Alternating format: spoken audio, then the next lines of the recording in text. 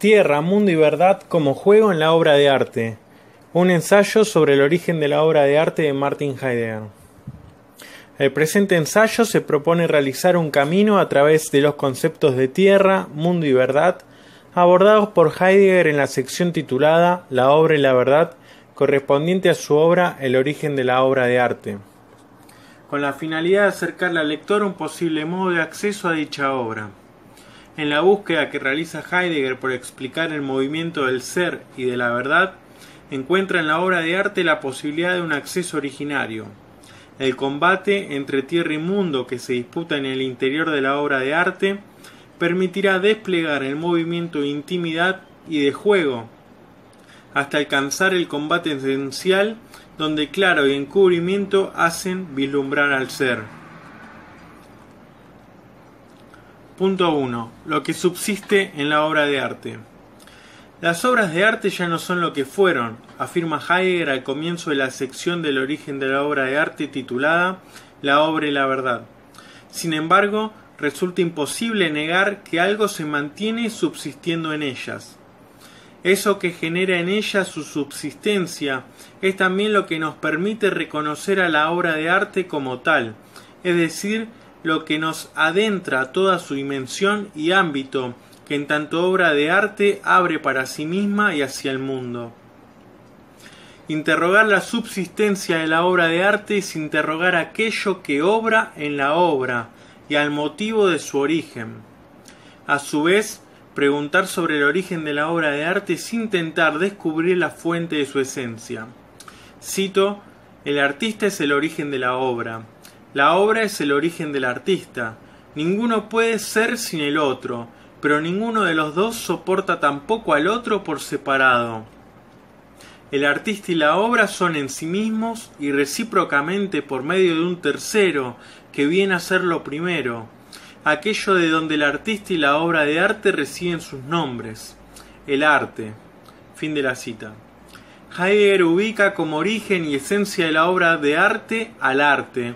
Ahora bien, surge inmediatamente la pregunta: ¿qué es el arte? Pregunta que para ser contestada será necesario, siguiendo el análisis que hace Heidegger, dirigirse a la pura subsistencia de la obra. Desde su origen interviene en la obra de arte un jugar, y es por ese jugar que este tipo de obras de las que habla Heidegger no son una mera cosa como puede ser una silla o un dispositivo electrónico fabricado en serie. Este jugar, que está en plena relación con la subsistencia de la obra, es lo que la distingue de una mera cosa. La obra de arte es resultado y generadora de juego, pero es también la cara visible del jugar, es decir, la exteriorización, el aspecto físico, estético, que da cuenta de un movimiento aún más profundo, que es en definitiva la preocupación primera de Heidegger: el ser. Por lo tanto, mientras es posible señalar una obra de arte, aún sin saber qué se quiere decir con obra de arte, sino que tan solo se la reconoce por el impacto que produce, en parte debido a que guarda en sí una relación con el ser. La obra constituye entonces un mostrar o abrir senderos con posibilidades de acceso al ser. Lo que quiere decir que no todos, y no siempre, ni siquiera del mismo modo, ya que no existe fórmula, además que el ser tampoco se muestra de una misma manera, se va a tener acceso al ser por medio de la obra de arte. A medida que se avanza en la lectura de la edición publicada y corregida por Heidegger del origen de la obra de arte, es posible comenzar a inferir ese jugar implícito que va tomando diversos nombres según el momento de desarrollo, pero que, a nuestro juicio, Hans-Georg Gadamer reconoce definitivamente y por ello le dedicará tiempo después un estudio intenso al concepto de juego, Spiel, en la primera parte de Verdad y Método, en 1960. La relación de juego exterior y desde la cual parte Heidegger corresponde a la tríada artista, arte, obra. En este momento, como se dijo anteriormente, el arte, en tanto cumple la función de término medio, vincula a los otros para llevarlos a su máxima expresión. La segunda tríada corresponde al juego interior que se despliega en la obra de arte y está compuesta por tierra, combate, mundo. El combate constituye el motivo de la intimidad. El combate es esencial en tanto combate que no se extingue nunca, sino que siempre se renueva y hace sacar de cada una de las partes lo mejor. La tercera y más esencial se compone de claro, verdad, encubrimiento.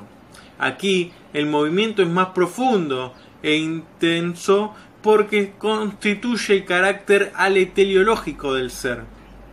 La obra de arte se establece como clave de acceso al despliegue del ser y a su vínculo con la verdad, en la cual podrá incluirse más adelante la belleza, que da cuenta de un nuevo modo de búsqueda del autor, ya que puede decirse que aquí abandona o deja de lado el Dasein, que es aquel que se pregunta por el ser, por el sentido, tal y como hace anteriormente en Ser y Tiempo en el año 1927. Punto número 2. El acceso a la obra de arte. En primer lugar, la obra de arte es resultado del juego artístico generado entre ella, el artista y el arte. Este último, como se dijo, es el que viene a mediar la relación. Cuando la conformación de la obra de arte finalice y se concluye el acto de creación en el que interviene el artista, la obra, en tanto es obra del gran arte, logra inmediatamente desprenderse de su creador y se abandona entonces a su pura autosubsistencia. Tras esa rotura y ese alejamiento producido por ambas partes, todo lo que el artista puso de suyo en la constitución de la obra queda irreconocible, ajeno o distante en ella. Cito, el artista queda reducido a algo indiferente frente a la obra, casi un simple puente hacia el surgimiento de la obra que se destruye a sí mismo en la creación. Fin de la cita. Puede pensarse que esta ruptura es también en parte producto del desprendimiento del ser, que lleva a cabo el artista en tanto vuelca en el acto creacional de la obra todo lo que tiene de suyo sin medida alguna, como si estuviese en una actitud extática o de arrojo, inmerso plenamente en el crear, lo cual haría que al finalizar dicho acto el artista ya no sería aquello que puso porque se transformó en algo distinto, quizás en una persona más madura o más sensible que busca otra cosa, o se encuentra en vistas de pensar una nueva obra porque se vació y quiere llenarse de nuevo hasta desbordar. Pero la obra también ejerce su alejamiento del artista desde que adquiere lo esencial del arte, es decir, los elementos propios del combate, la puesta en disputa entre mundo y tierra. Es por estos elementos que constituyen a la obra de arte que uno queda asombrado o estupefacto frente a ella, por lo que expresa acerca de ella desde ella misma, y no en relación a lo que puede decir con vistas al artista, o lo que el artista puede decirnos respecto de ella. En conclusión, la obra importa en tanto que obra, y por los efectos que produce en la plena relación con ella misma. La obra de arte es generadora de juego en tanto que una vez erigida puede, desde sí misma, crear o abrir mundo. El resultado de ese obrar de la obra, de ese reposo que constituye de por sí un movimiento interior, forma parte del crear, abrir mundo de la obra. Es necesario reconocer que a partir de algunos virajes culturales o de cambios en la forma de valorar las obras, han surgido ciertas actividades como las exposiciones en museos o galerías, la aglomeración de varias obras de arte de diverso origen o estilo en un mismo lugar, la imitación o copia en serie, o el mercado cultural, por nombrar algunas de las actividades vinculadas al arte que sofocan esa característica tan propia de las obras. Estas actividades que rodean a las obras producen en ellas generalmente la anulación de su ámbito y, por lo tanto, anulan también la posibilidad de asombro de aquel que se enfrenta a la obra. En ese cóctel de obras, cada obra queda imposibilitada de crear, abrir mundo, lo cual no quiere decir que el aura de la obra, pensando en la filosofía del arte propuesta por Walter Benjamin, quede extinta por completo, sino más bien limitada. Heidegger está seguro que a pesar de la puesta en marcha de estas actividades de empobrecimiento y traslación del ámbito originario de las obras a otro, la anulación de la subsistencia de la obra no se encuentra siquiera cerca de producirse. Esto se debe al hecho de que mora o habita en ellas algo que se mantiene o las mantiene en vigencia, cautivantes y encendidas, logrando así que sigan siendo obras pertenecientes, según Heidegger, al gran arte. Es necesario mantener presente que el juego en el que está inmersa la obra de arte guarda en su instancia esencial y última una relación directa con la verdad, pensando en la verdad como modo de expresión del ser. Por ello es importante no perder de vista la posibilidad que posee la obra de crear abrir mundo, es decir, de generar sentido, lo que para una teoría semiótica, por ejemplo la de Fontany, sería un otorgarle a la obra de arte el lugar de función significante. Para intentar comprender cuál es propiamente la relación Kunstwerk-Wahrheit, es necesario al menos identificar el ámbito al que pertenece la obra de arte. Cito: ¿a dónde pertenece una obra? La obra pertenece como obra únicamente en el ámbito que se abre a través de ella misma. Fin de la cita. O como dirá Rilke en su poema Magia, cito: aquí está la magia, en el ámbito del hechizo. Fin de la cita. Poema al que hace también referencia Hannah Arendt en su libro La condición humana. En la sección La permanencia del mundo y de la obra de arte, sección de la obra que permite pensar, además de la relación de la obra con la verdad, también la noción de muerte y permanencia, lo que vendría a introducir de modo explícito la problemática del tiempo. Pues en el crear mundo de la obra de arte y en ese erigirse en su ámbito de pertenencia, no queda excluido de ninguna manera el carácter temporal que interviene por y a través de ella. Si nos preguntamos ¿cómo acontece la verdad en ese ámbito que genera la obra?, podemos responder a partir del juego de referencias que va generando la obra desde ella misma hacia afuera, y precisamente este juego refleja el ser de la obra de arte a través del tiempo. El ejemplo del templo griego le permite a Heidegger explicar la conformación de sentido de ese momento histórico determinado a partir de la reunión y expresión de la cuadratura, Geführt, es decir, de los cuatro ejes que formulan y brindan sentido al ser en el mundo del hombre. Los cuatro ejes de la cuadratura son para Heidegger cielo, tierra, divinos y mortales. Sin dejar de lado la descripción romántica o poética que hace el autor acerca de cada uno de los cuatro elementos mencionados, se vuelve necesario encontrar también una definición más práctica o aplicable para poder entender la intervención de estos en el mundo. Porque el mundo mismo, a partir de la intervención de la cuadratura, adquiere un sentido que es a su vez ordenador y orientativo. Gracias a su actuar hay en el mundo un arriba, un abajo, atrás, adelante, allá, aquí. Es decir, un espacio y un tiempo determinados. Ahora bien, esta carga conceptual que porta la cuadratura se encuentra de manera más legible en el ejemplo del templo griego que desarrolla el filósofo alemán en El origen de la obra de arte. En el ejemplo desarrollado por el autor se encuentra el modo de intervención y de participación de cada uno de los elementos sobre el propio templo griego, y a su vez cómo el templo griego, en tanto está constituido por ellos, tiene la capacidad de dar sentido al mundo de la polis griega.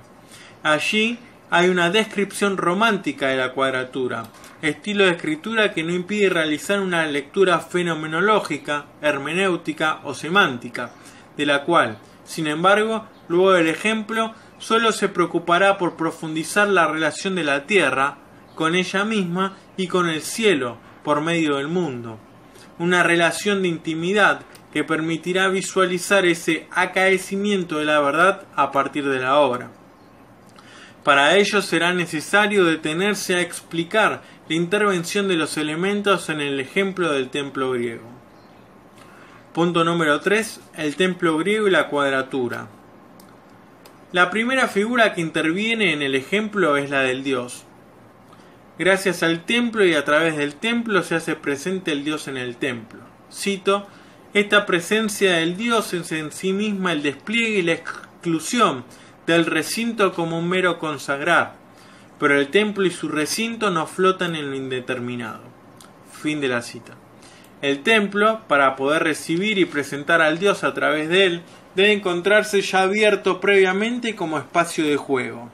Esa primera apertura proviene del artista que creó el templo. El artista, al finalizar la obra templo, queda distanciado de ella, pues la obra está lista para la venida del dios. El dios, al ir a morar al templo, expande los límites que determinan al templo como mero edificio, y aquel posible desierto vendaval incomprensible de significaciones que reinaba en la polis, ahora es reemplazado por un sendero en el que florece y se propaga con fuerza un sentido o multiplicidad de sentidos identificables, ordenados y asumibles. Florece el sentido por los dominios pertenecientes al templo, que no son desde ese momento de la venida solo y exclusivamente los dedicados al consagrar. Desde que el templo se abre como espacio de juego, su referencialidad alcanza todo aquello que interviene dentro de lo que es el nacimiento y la muerte, desgracia y dicha, victoria y derrota. En fin, cito, la reinante vastedad de estas referencias abiertas es el mundo de este pueblo histórico. Fin de la cita. El templo reposa sobre la base rocosa y al reposar sobre ella extrae la oscuridad encerrada en su soporte informe. Allí, el templo debe soportar las tormentas y la violencia que se desencadena desde el cielo hacia su techo. La tierra contrasta su brillo con la luz del día y la oscuridad de la noche. Cito: este descubrirse y brotar mismo y en su totalidad, los griegos lo llamaron tempranamente physis. Esta ilumina al mismo tiempo aquello sobre y en lo que el ser humano funda su morada. Nosotros lo llamamos tierra. Fin de la cita. Heidegger indica que no hay que comprender la tierra como una masa material sedimentada. Cito: la tierra es aquello a lo que el brotar vuelve a dar acogida a todo lo brotado como tal. En eso que brota, la tierra se presenta como lo que acoge. Fin de la cita. La tierra es un volver y allí el hombre funda su morada, porque ella alberga y protege, brindando seguridad a todo aquello que surge y se desprende. Si construir es propiamente habitar, según afirma Heidegger en su conferencia titulada Construir, Habitar, Pensar, quizás la idea originaria de erigir un templo provenga de la necesidad de familiarizar al hombre con la tierra. Esta posibilidad elimina la idea de que el artista haya pensado al templo como obra de arte desde su origen, y que el hecho de que el templo sea considerado como obra de arte es un derivado de ese origen. Pero aunque así fuere, el templo remite de manera permanente a su origen, es decir, a la familiaridad con la tierra. El templo encausa la escucha del hombre al sentido de la tierra, es decir, al ser. Como construir es un estar ya habitando, habría que permitirse pensar a la obra en relación a su movimiento de reposo y de articulación de sentido, como un construir constante que familiarice y cuida aquello que crece. A mi entender, el templo es cosecha incesante. Mientras la obra siga siendo obra, mientras el Dios no haya huido de ella, la obra templo abre un mundo que al mismo tiempo lo vuelve a situar sobre la tierra. Ese juego creacional que se permite llevar a cabo la obra debe colocarlo sobre la tierra para que ésta devenga en suelo natal, logrando brindar en ese regreso a las cosas su rostro y a los hombres la visión de sí mismos. Por ese proceso, lo abierto y desplegado ya no es más aquello que se sitúa, sino algo distinto.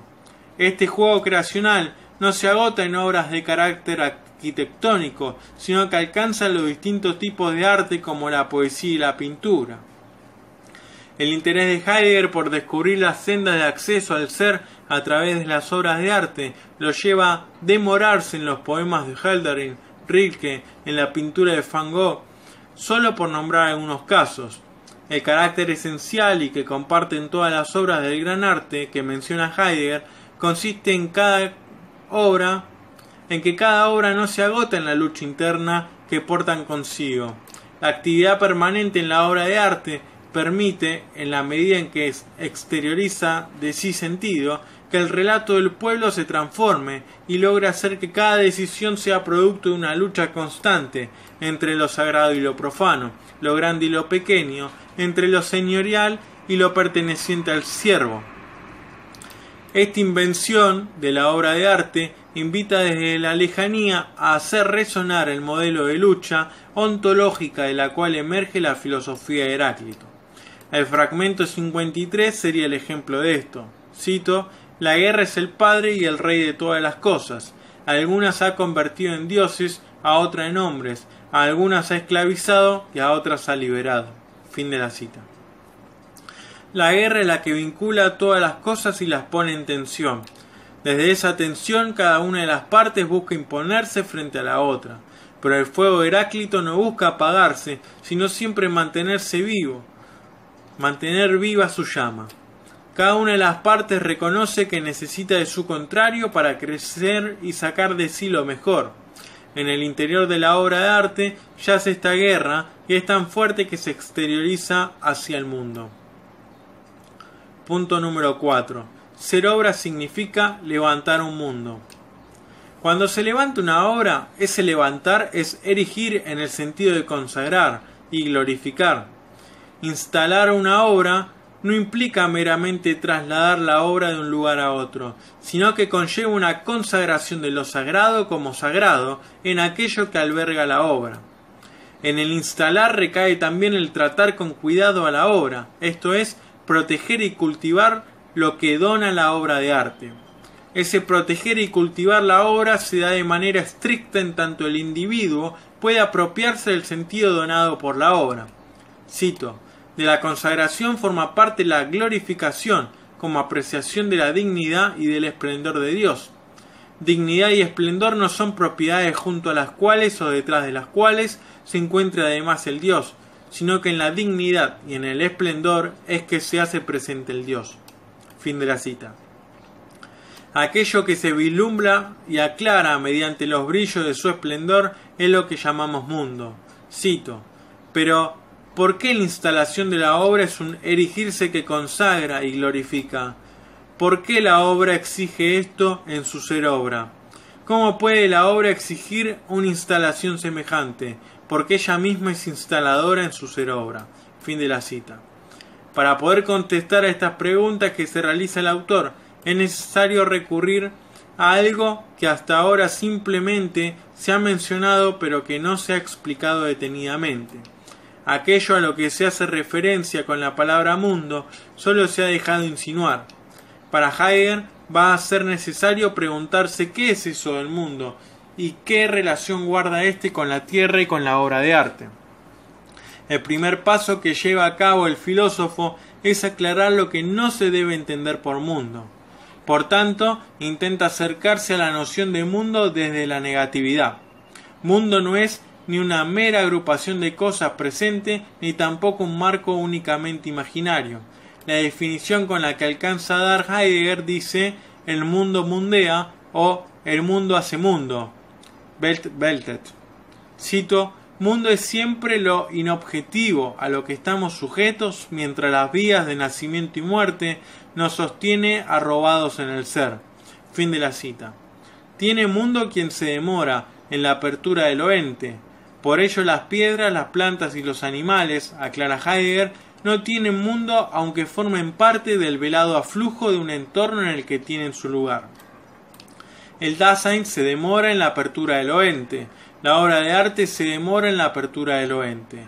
Ambos tienen mundo, y un mundo particular de relacionarse con el ser. Cito: «En cuanto un mundo se abre, todas las cosas reciben su lentitud y su apresuramiento, su lejanía y su proximidad, su vastedad y estrechez. En el mundial se reúne esa espaciosidad a partir de la cual se concede o se niega el favor protector de los dioses. Hasta la fatalidad de la ausencia del Dios es una de las maneras en las que el mundo hace mundo. Fin de la cita. En la apertura del mundo, todas las cosas reciben un sentido y un orden para permitir la movilidad y la fluidez de ellas, su manejabilidad. Las cosas reciben la necesidad de poder ser señalados. No es más que la estructuración de un sistema deíctico espacial. Nuevamente, el templo que reúne junto a sí la cuadratura articula un campo semántico cuyas coordenadas espaciales son los 4 de la cuadratura.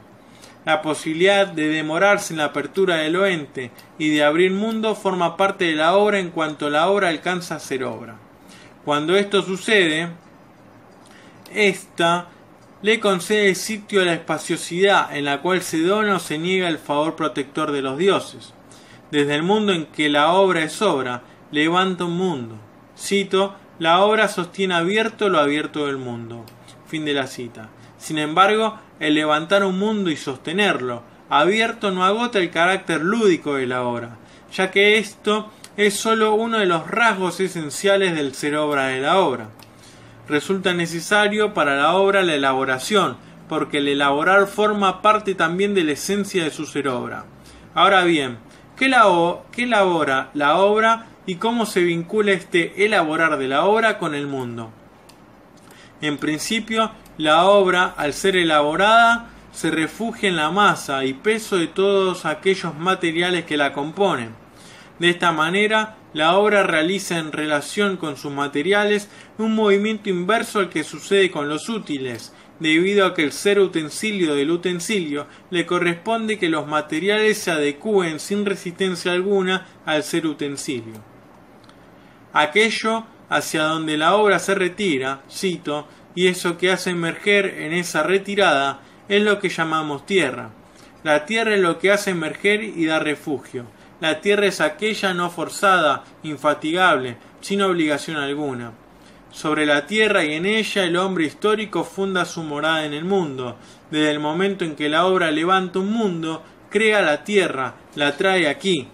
Debemos tomar la palabra crear en su sentido más estricto como traer aquí. La obra sostiene y lleva a la propia tierra a lo abierto de un mundo. La obra le permite a la tierra ser tierra. Fin de la cita. La tierra huye y ante cualquier intento de apertura y, por tanto, permanece cerrada e indescifrable de manera constante, lo que invita a pensar también en que este sería su modo de mostrarse. Pero aún así, en su cerrarse, la tierra no deja de mantenerse en contacto con todas las cosas que hay en ella, ni con ella misma en su totalidad. Hay en su cerrarse un fluir de la totalidad. La corriente de este fluir es lo que limita y delimita aquello que se presenta. Todo lo que se presenta a través de este fluir se cierra y se desconoce en la misma medida. Cito, la tierra es aquello que se cierra esencialmente en sí mismo, afirma rotundamente Heidegger.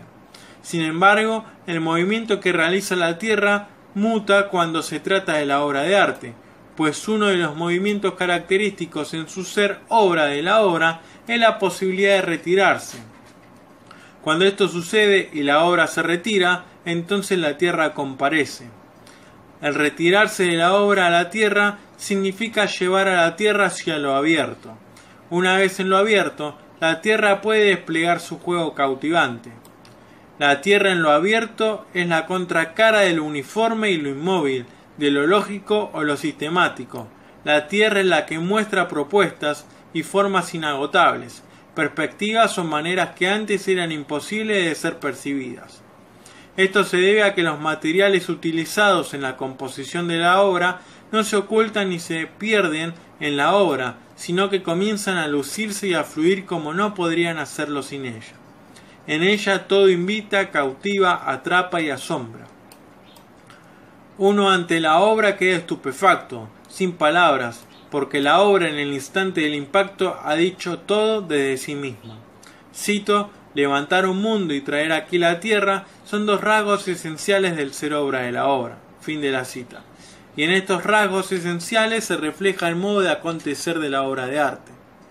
¿O no se percibe acaso que en su movimiento de levantar mundo y de traer aquí la tierra se está haciendo una referencia al menos de manera implícita, al carácter de acontecimiento, ereignis. Pues no cabe lugar aquí que un yo se apropie de la vivencia de la obra de arte como desde fuera o desde algún lado. Enfrentarse a una obra de arte implica no un suceso, sino un acontecimiento, en la medida en que la totalidad de la vivencia me apropia. No hay en el encuentro ni yo ni obra, pues todo está totalmente entregado a la totalidad. El acontecimiento se vuelve la unidad autosuficiente de sentido, instancia irrebasable, y nuestro modo de acceso a él es por la donación de la obra que se despliega gracias a su combate esencial, es decir, a su reposo. No se puede dejar de lado el estado de reposo que yace en el interior de la obra de arte. La particularidad del reposo de la obra de arte consiste en una interna agrupación de movimiento, por lo que el reposo no debe ser entendido de la manera corriente, pues reposo en relación a la obra de arte no refiere a un estado de rigidez, sino más bien a la máxima movilidad. El movimiento de reposo trae hacia sí mundo y tierra, los cuales son esencialmente diferentes uno del otro, pero, a pesar de sus diferencias y gracias al movimiento de reposo de la obra, nunca están desligados.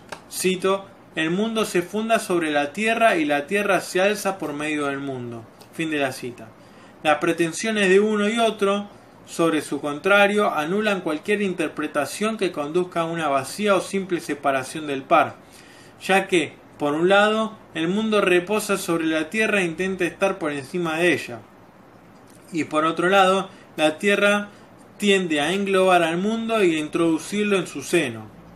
El enfrentamiento entre ambos es calificado por Heidegger como un combate esencial, el cual requiere que ambos elementos en disputa se eleven mutuamente la autoafirmación de su esencia. La autoafirmación de la esencia consiste en abandonarse en el oculto estado originario de la procedencia del propio ser.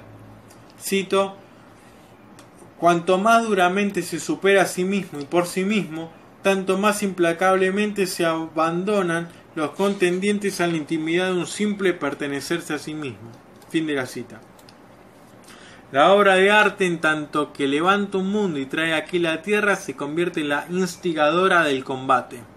La obra, al llevar a cabo esos dos rasgos esenciales, enciende la lucha, pero no con el fin de extinguirla en lo inmediato, sino para sostenerla y para que la lucha permanezca por medio de ella misma como lucha. Cito: el ser obra de la obra consiste en la disputa del combate entre el mundo y la tierra. Fin de la cita. Tierra y mundo comparten una relación de intimidad, albergada en la unidad y profundidad del ser de la obra. La disputa del combate consiste en agrupar la movilidad de la obra, movilidad que lleva a la obra a superarse a sí misma. Por esto se entiende que el combate es esencial. La movilidad, en tanto es producto de la intimidad entre mundo y tierra, conduce a la obra a desbordarse y a romper sus propios límites. Lo que habita en la obra es superado desde dentro de sí, como si la obra por momentos se desconociera a sí misma y no pudiera controlar lo que de ella se muestra, se abre o se ilumina. Luego, en la movilidad, combate esencial, que es parte del reposar mismo, la obra alcanza la contención de lo desbordado por medio de la superación de aquel estado anterior. Aquello que se ilumina en la movilidad y reposar de la obra está en relación con la verdad y el ser. En tanto usamos a la obra como vía de acceso originario, al ser solo intuimos a trasluz. Esto implica que en aquello que se muestra de ser, siempre algo sigue estando velado. Punto número 5. El desocultamiento como juego esencial. Lo ente tiene un modo de relacionarse con la verdad que esquiva toda definición estática o permanente, y esto se debe a que la verdad deriva de un movimiento que se ejerce sobre lo ente. El jugar propio del ser es el movimiento que ondula entre el desocultamiento y el ocultamiento a través de lo ente. Pero si bien la verdad tiene una relación íntima con el ser, verdad no es simplemente aquello que se desoculta por medio de un ente y que coincide a su vez con la realidad. Verdad implica la lucha por conquistar el desocultamiento de la totalidad de lo ente. La obra de arte le permite a Heidegger poder explicar el juego que realiza el ser y cómo es deducida la verdad a partir de ese juego utilizando la obra de arte. Es decir, todo el desarrollo previo puede considerarse como una búsqueda por alcanzar a comprender mínimamente el juego que realiza el ser. En síntesis, uno no puede simplemente comparar y ubicar al claro y al mundo por el lado de lo abierto y a la tierra junto con el encubrimiento en relación con lo cerrado. Una división binaria del mundo no alcanza para explicar al mundo, y mucho menos para intentar captar su movimiento. Cada uno de los combatientes, como se dijo en los puntos anteriores, necesita del otro. Cito: la tierra solo se alza a través del mundo, el mundo solo se funda sobre la tierra, en la medida en que la verdad acontece como lucha primigenia, Warstreit, entre el claro y el encubrimiento. Fin de la cita. Lo importante es aquello que conecta a los bandos y los mantiene en vigencia, y a esto la obra de arte lo posee. Por eso mismo, uno de los pocos modos esenciales en los que acontece la verdad corresponde al ser de la obra. Aquello que se encuentra bajo la luz del claro es lo que se muestra y puede conocerse, pero sin este claro no habría posibilidad de que algo quede oculto. Todos los entes, y el hombre en su relación con ellos, se encuentran bajo este juego de presencia y retraimiento de lo ente. El juego del encubrimiento puede darse de dos maneras: el encubrimiento como negación y el encubrimiento como algo que se muestra diferente de lo que es, disimula o aparenta ser algo distinto. Estas dos maneras de encubrimiento nos permiten a su vez la posibilidad de errar y de actuar equivocadamente. El encubrimiento se encubre y se disimula a sí mismo. El claro se mantiene en un movimiento constante, es decir, es en su escenario donde se escenifica el juego de lo ente. No es en absoluto algo rígido. Como resultado de este doble juego, Heidegger puede deducir que, cito, la verdad es en su esencia no verdad. Fin de la cita. Ahora bien, la esencia del desocultamiento es la verdad, pero en la verdad reside, al igual que en la obra de arte, una lucha interna. La intención del desocultamiento, que se encuentra frente al disimulo y a la negación, se deduce en el combate entre el claro y el encubrimiento. Cito: se trata del enfrentamiento de la lucha originaria. La esencia de la verdad es, en sí misma, el combate primigenio en el que se disputa ese centro abierto en el que se adentra lo ente y del que vuelve a salir para refugiarse dentro de sí mismo. Fin de la cita. Cito: levantar un mundo y traer aquí la tierra supone la disputa de ese combate, que es la obra, en el que se lucha para conquistar el desocultamiento de lo ente en su totalidad, esto es, la verdad. Fin de la cita. Aquí participa también un claro, Lichtum. Este claro proporciona al hombre la vía de acceso hacia la comprensión de lo ente, de lo que es y de lo que no es. El claro, en la obra de arte, se equipara a aquello que la desborda, cautiva y llama. Cito: la brillante aparición dispuesta en la obra es lo bello. La belleza es uno de los modos de presentarse la verdad como desocultamiento. Fin de la cita. El único modo en el que puede acontecer la verdad, dirá Heidegger, ya casi al final de su obra, es que la verdad se establezca en medio del combate y del espacio de juego que se abre gracias a ella misma. Pero en la obra de arte yace un plus gracias a la belleza, ya que ésta le permite a la verdad una extraordinaria posibilidad de ser ella misma en medio del ente. Cuando florece la verdad, se conquista a su vez la unidad entre mundo y tierra. Mientras tanto, la obra se refugia en su más profunda soledad, cae intencionalmente en el olvido a modo de cuidado, hasta su próxima apertura. Tierra.